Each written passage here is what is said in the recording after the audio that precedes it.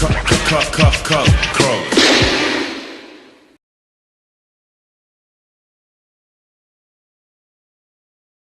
welcome back again to Colours.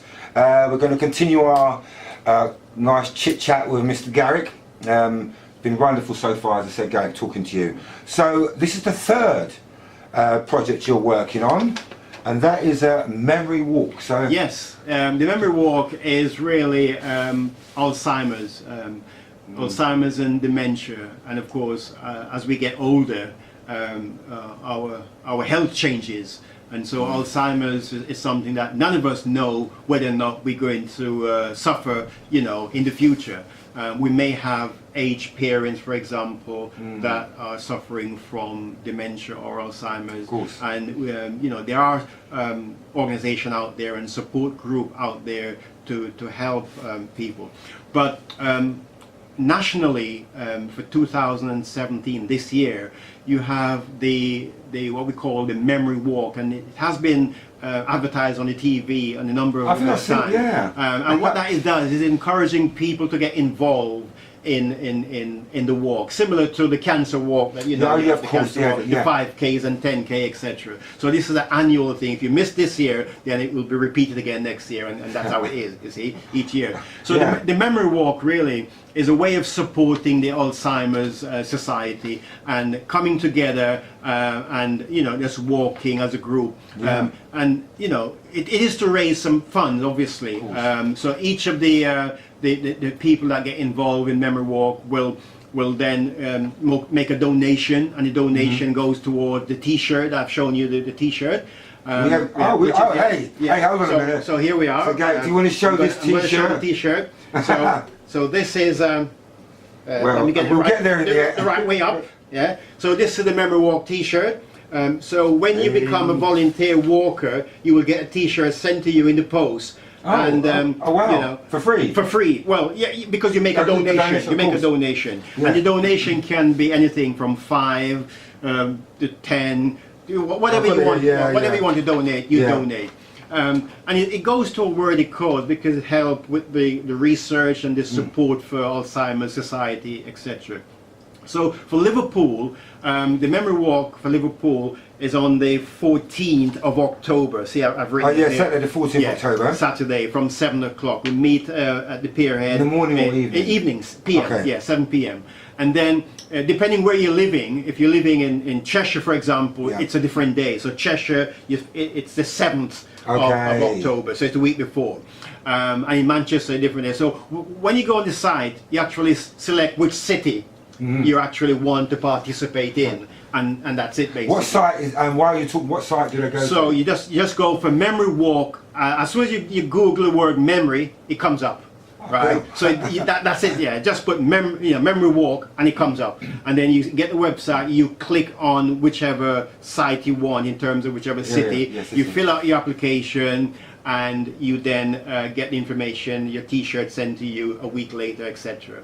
And your donation goes forward. So we're encouraging people to support the memory walk. If you're not able to support it this year, certainly consider next year.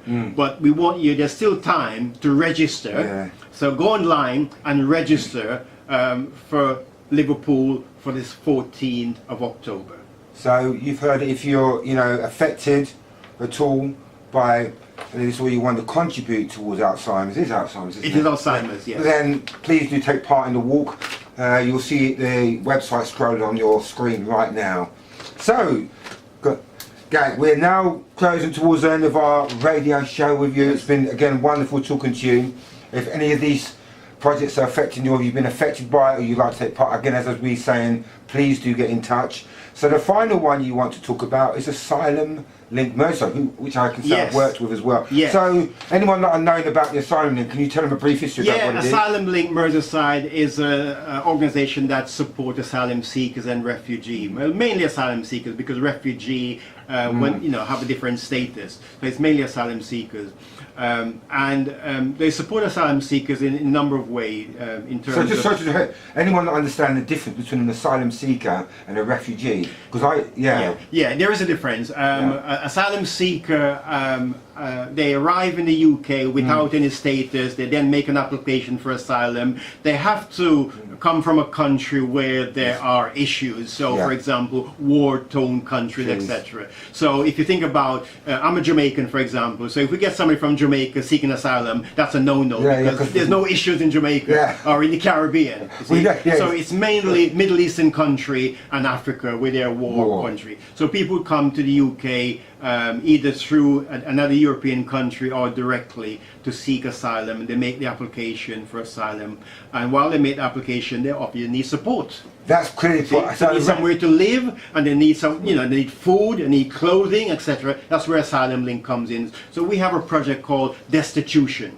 And the Destitution project is there to help asylum seekers. We then start to look at casework in terms of making an application to support that individual to the Home Office as to why we think they should get asylum. And that could take, years. I mean, there are cases that will go on for 2, 3, 4 years before people actually get asylum. So how do they live during that period? Asylum Link support them during that period. So refugees, totally different. Refugee, like the Syrian, for example, the Syrian arrive in this country with a status because the Cameroon government agreed that. They arrive here with a status and they get the same treatment as a home student. They can go to college, go to university, and so forth. They are not subject to immigration control, and they're not subject to DSS and etc. They can work. Okay? So that's the essential difference. Between a refugee and asylum seeker. So I think that's educate. I mean, I can't, but I know many people have asked me what's the difference now between, and I think you've quite made that clear. So asylum seekers, as I said, in order to support asylum seekers, we need funds, we need money. And so Asylum Link is a charity. And we're having a charity event, which is Saturday the 7th of October at St. Anne's Church in Kensington, Overbury Street. And we've been doing a number of these events over the last couple of years, where we have, different choirs and a program for people. This year we're actually doing a fashion show. And it's a way of really trying to generate some income, because as you know, we said previously, with Cultural Diversity and other charity, there are less money available now, from the government funding. So we're doing what we can to raise funds. So we're asking people to support the concert. So it's a fundraising concert on the 7th of October. And tickets are £5. Have you, just to jump in there very quick, have you fully set up your lineup of artists and... Yes, all the program is all done. So if anyone wanted to, say, a well-known person watching this, an artist who wanted to lend their time, would that still be possible now? No, not for this program, but certainly if people want to help us in fundraise as part of the next concert, we're always looking for new artists and new people. Then we're happy to discuss that. But this program is actually set. It's all done. You see, but we won't turn anybody away that want to help. Any musician, any artist that want to do something, yes, please come and see us. And then we can plan the next concert for next year. Let me just give you a rendition of some of the people there. I think we've got Lowell Clemens and Bernie Pendergrass. Yes. Liverpool Irish Pipes. Yes. Fishtails, Reham, Blueball Dancers. Yes. It seems that there's an eclectic, Knowsley Ladies Choir. Yes. So there is a lot of. What I'll do is I'll post this up on the radio show as well, so you can actually see what's going on. And we've got a Facebook page and a website, so again that information will be on the page as you post it.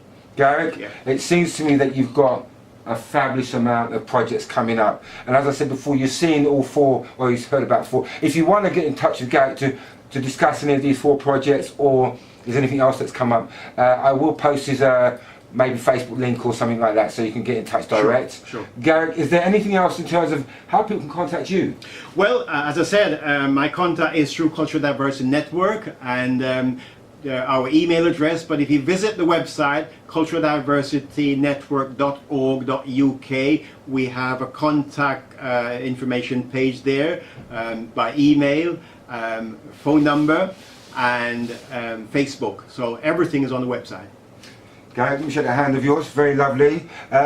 Please do, you know, shows like these are so important, as you know. It informs people, and if you do know something effective, please post this link, subscribe, you know, and keep sharing. As I said, have a conversation about all of these things, and I like that we all keep conversing and talking about issues that affect us. So have a lovely day, and thank you for tuning to Colours. Thank you. Bye. Yay! Excellent. Oh yeah, I love these shows. Yeah, well, you've got quite a bit of information there, haven't you? No, more than enough. And the point is that the city. And again, you could even split, if you wanted to split that, you into know, two shows. into two. Yeah, you could in two shows. It's entirely up to you. In fact, I will do, because where I end can be an end of it, and I can, the second day I can repost. Today do one, and tomorrow do the second. Let's make it sure. Pat Hughes, you should have told me she runs Miss Liverpool. You must know her. Oh yes, I do. Is she not? When you said fashion, did you? Well, we're negotiating fashion with. Who else?